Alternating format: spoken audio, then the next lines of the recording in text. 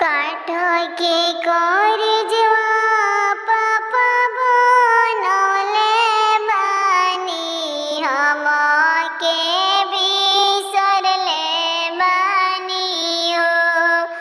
काठ के करजवा अम्मा बनौले बाड़ू, दिया बिसरले बाड़ू हो।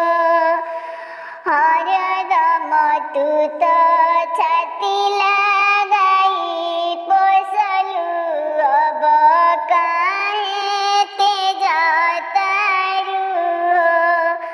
हरदम रखलू तू छाती से लगाई, भेज तारू काहे ससुरा हो। 9 महीना गर्भ में रखलू, दुखवा तू सब कटलू हो।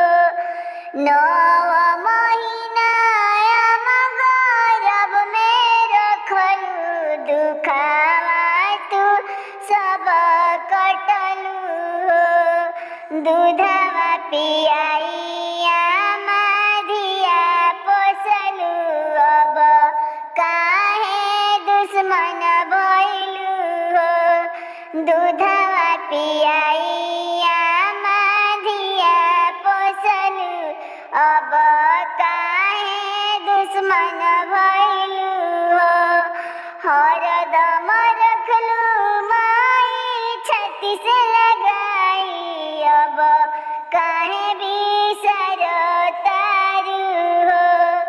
हरदम रखलू अम्मा सीना से लगाई, अब काहे बिसर तारू हो।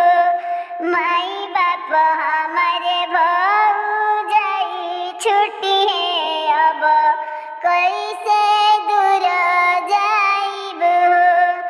अरे अम्मा सखिया सहेली छुट्टी है, हम कैसे दूर जाइब हो।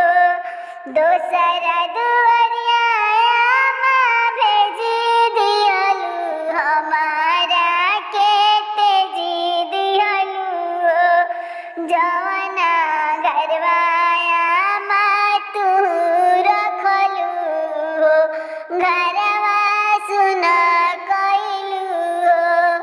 अपना ही घरवा अम्मा सुन तू रखलू, अब काहे सुन कइलू हो।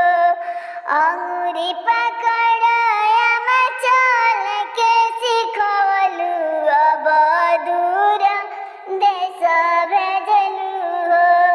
काहे अम्मा तेज दिल दूर